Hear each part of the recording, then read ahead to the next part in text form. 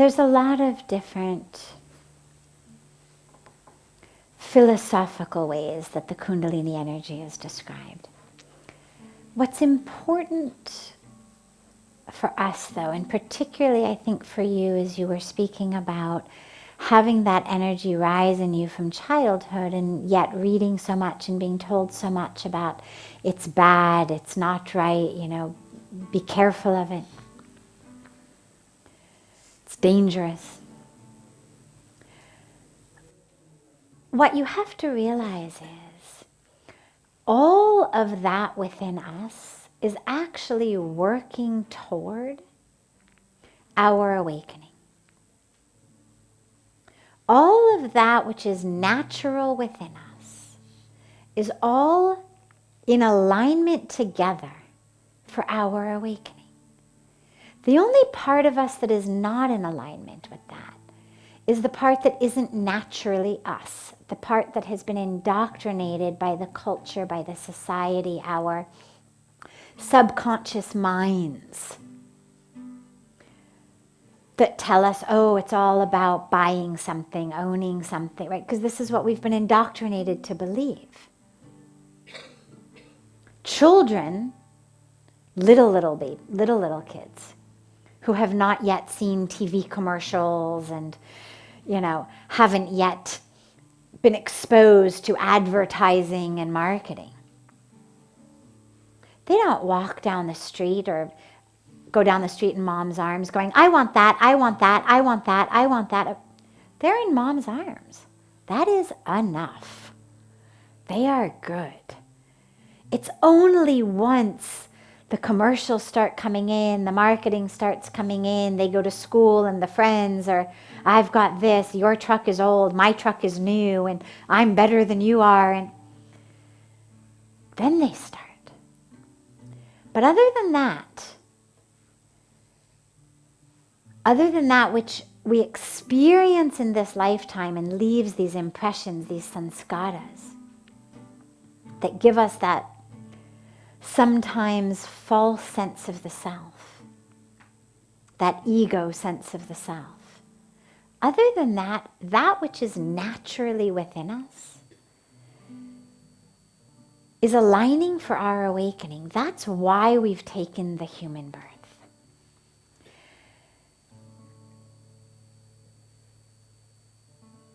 That energy is an energy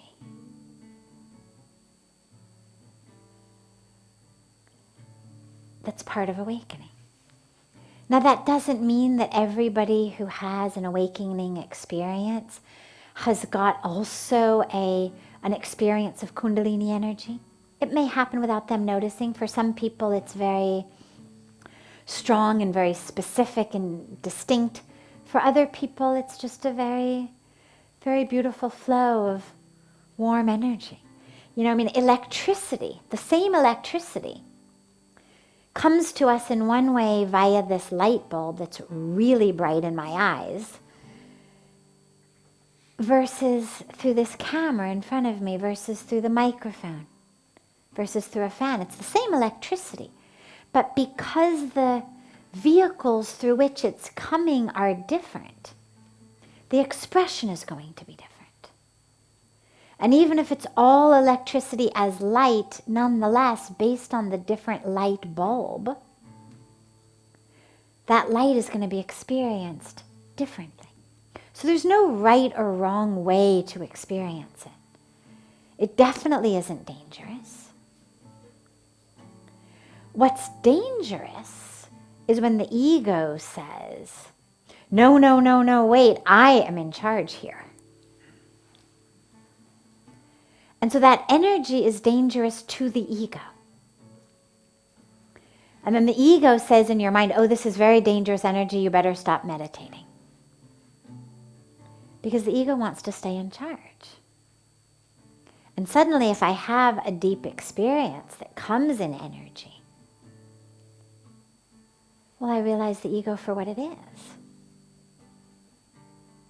Which is a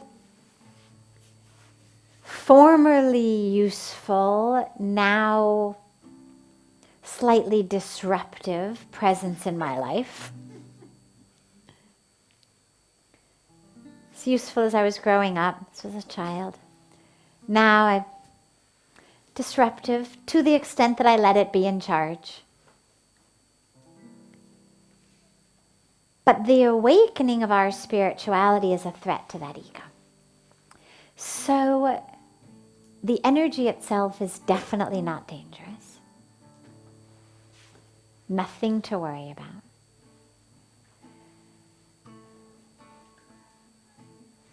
It's the energy of the body. There's so many energies of the body that come to us in so many different ways.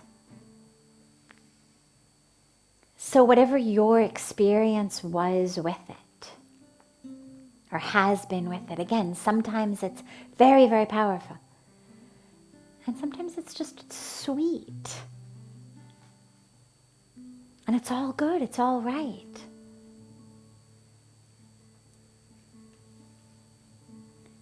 But yeah, it can sometimes be something that takes you back. I remember the first time when I was aware of having that experience in that very, very physical way. I had been in India for about maybe a month. And there was a group of people who had come in from America and who had wanted to learn Reiki. And so they had asked Puja Swamiji to organize for a Reiki master to come in to teach Reiki. And I was hanging out with this group because they were the first group of English-speaking people I had met since I had come. And so they said, oh, you should come. We're having this Reiki master in the evening. I had never heard of Reiki. I had no idea what it was. But nonetheless, everything was an adventure and I didn't have anything else to do, so I went. So the Reiki master was giving everyone a level 1 Reiki initiation. And I missed the introduction to it because I was doing some seva. So I get in and there were a couple of chairs and the Reiki master had a couple of assistants, and he was just as I walked in saying, we will now be giving you all the level 1 initiation. It only lasts a few minutes. You won't feel us physically touch you. So the person who had invited me to join said, would you like to go first? I know you've got other seva you have to get back to. I said, sure. So I sit in the chair and 2-3 minutes, the Reiki master tells me to close my eyes. 2-3 minutes pass. And he didn't touch me. And after 2-3 minutes, he says, so I was only planning to give the level 1 initiation, but your chakras are so open that I can give you the level 2 initiation as well if you would like it. Now remember, those of you who know at least some piece of my story, I was 25, I was a psychology student, I had no background in spirituality whatsoever. I had no idea what a chakra was. I had never heard the word before. But I was in the midst of this extraordinary spiritual adventure, and so why not? I mean, the first one had only taken 2 or 3 minutes. I hadn't felt anything. Sure. So I say, sure.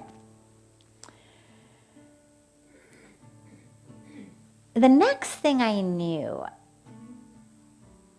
I heard his words kind of, and I literally felt them sort of come from outside kind of into my ear and sort of nestle itself in my brain before I understood that I was supposed to stand up from the chair, that I was done.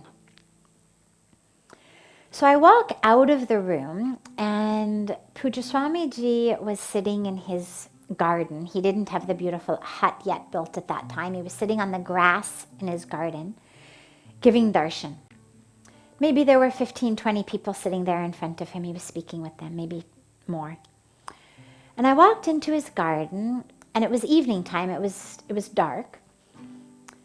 And I sat at the very back of the group. So I was maybe 20 feet away from him, and I bowed down and just sat there. And as I'm sitting in the grass, it suddenly felt like I had sat on top of a geyser that I had seen at Yellowstone National Park, where the water just out of the, right? Yellowstone has it, Geneva has it, I don't know where else in the world they have it, but there are these places where they've got this natural sort of exploding water, minerals out of the earth, sort of like a volcano, but it's water rather than lava. So it literally felt to me like I had sat on top of one of those geysers. And it hit the top, like I felt it go all the way through me and hit the top of my head from the inside, and then swoosh around inside of me. And it then receded back into the earth. And Puja Swamiji is still speaking to the group, and finally they bow to leave, and so I also bow, and they stand and I stand, and I was about to follow them out of the garden, and Puja Swamiji caught my eye, and he motions for me to stay back. And he motions for me to follow him inside. And he opens the door to a room that I had never been in yet. I had only been there a month. And it's this storeroom. And there's books on the shelves and gifts that he'd been given that were about to be re-given to other people, sort of the gift recycling area, and books and whatnot. And a carpet like this on the ground. And he says, "Lie down." So I lie down on the ground, and he shuts off the light, and he closes the door and locks it behind him, like he's on the outside of the door, not the inside. He locks me inside the storeroom and walks off. And I lay on the carpet in that storeroom and felt the entire energy of the being just expanding and expanding and expanding and expanding to the point where I was wondering how I was going to explain to him that I had knocked down the walls of this storeroom where he had so lovingly given me a place to lie down. But the energy of my being was so much, it was going to destroy, just bring down the walls and expand beyond it. And at some point, I have no idea how much time passed, he came back in and turned on the light and said, "How are you?" And I have no idea what I said, but whatever it was did not convince him that I was ready to be unlocked out of the room yet. And so he turned the light back off, closed the door, locked it again, and I again went and was everything and everywhere simultaneously. And again, I have no idea how much time passed, but eventually I came back and started to have a very clear experience of being in a dark room, lying on the floor. I could feel the carpet beneath me. And a few moments later, the door opened again, and it wasn't Puja Swamiji, it was actually our cook, who says, "Puja Swamiji say you eat food." And he reached down and helped me up and brought me into the kitchen and fed me a big bowl of khichdi. But I share the experience because that, in those days, that was what the energy felt like. And to me, what's so extraordinarily beautiful is that my guru from 30 feet away in the dark could look at me and know that girl needs to be locked up in a storeroom for a few hours in the dark. That he knew. He didn't know I had gone to the Reiki thing. I mean, he had no idea anything that was happening. But he knew from looking at me, this girl needs to just be locked up in a safe place for a few hours. But as time has gone by, the energy has taken a much sweeter quality to it. So I no longer find myself needing to be locked up someplace. I no longer have this sense that I'm going to burn through my bed or bring down the walls. But it's become much more of just a very sweet presence. And so I've experienced in my own life how that energy shifts. And again, I don't think anything is better or worse or wrong or right. Who knows? If I get a funny look in my eye, lock me up in a storeroom. But what I know is it's all good. And that the energy of awakening is all in alignment with what's right for us to awaken. And so if you haven't had an experience like that, don't worry. It's one of the reasons that I tend to not share personal experiences so much is I don't want people to think, oh, it hasn't happened to me like that. Therefore, my experience is somehow less, or I'm not good enough, or I should try harder and then I'll have that type of experience. In fact, I always say, people talk about the touch of God. And for me, he really had to hit me over the head with a baseball bat to get me to pay attention. And so perhaps the dramatic nature of the experiences was because I didn't feel the touch, I didn't notice the touch, I didn't pay attention to the touch, and he literally had to come in and whack me over the head to get me to pay attention, and hence it was dramatic. But however your experience of the energy within you has been, it's all right. It's all exactly what you need. And it takes you to exactly the right place. As long as you can trust it. Never worry. Never worry. People don't actually go crazy from spiritual awakenings. That's a myth. Doesn't mean that we don't have moments of being in ecstasy. My favorite example of this, going back to Paramahansa Ramakrishna, because it's his birthday, is the story of how his disciples used to ask him to describe the different chakras of the body. And he would describe them one by one, beginning low and working up, and describe different experiences of each of them. And as he would get up to the heart, he would just enter samadhi. Just be in a total trance, and his disciples would just be left waiting for hours for him to come out of the trance. And then again he would start, okay, so it's like this. And again he would get close to the heart and he would just enter samadhi.